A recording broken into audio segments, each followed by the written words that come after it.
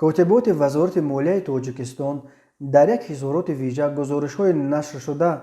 дар расонаҳои гуногун дар бораи инро ки ҷумҳурии тоҷикистон дар масъалаи пардохти қарзи давлатии хориҷиаш дар ҳоли наздик ба дефолт қарор дорад ва ба ин сабаб ба қарздиҳандагони хориҷӣ бо дархости қафо партофтани замони пардохти қарзаш муроҷиат кардааст рад кард.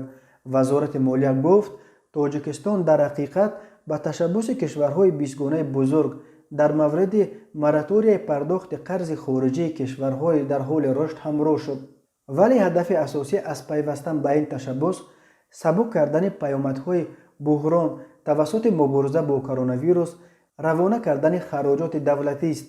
на халосӣ аз бори қарзҳои бар вазъияти молиявии кишвар тавре ки дар гузоришҳои нашршуда тасвир мешавад. вазорати молия гуфт маблағҳое ки аз ҳисоби ба таъхир гузоштани пардохти қарзҳои хориҷӣ дар дасти ҳукумат боқӣ мемонанд ба таври иловагӣ барои маблағгузории соҳаи тандурустӣ равона мешаванд. вазорати молияи тоҷикистон мегӯяд то имрӯз тамоми ӯҳдадорҳои кишвар ҷиҳати хидматрасонии қарзи хориҷӣ сари вақт ва пурра иҷро шуданд ки онро тамоми шарикони рушд ва неҳодҳои байналмилалии молиявӣ метавонанд тасдиқ кунанд. тоҷикистон дар чаҳорчӯби ташаббуси G20 ки моҳи апрели соли 2020 қабул шуд, аллакай 46 кишвар ба он пайвастанд. моҳи сентябри соли 2020 бо клуби Порис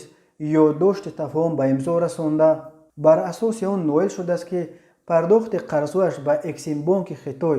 ва бунёди рушди Кувейт ба маблағи $43 миллион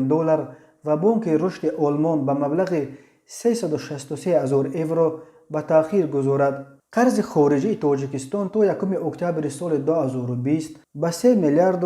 $163,2 миллион расид ки ин 36.9% аз ҳаҷми умумии маҷмӯи маҳсулоти дохилии ин кишварро ташкил медиҳад.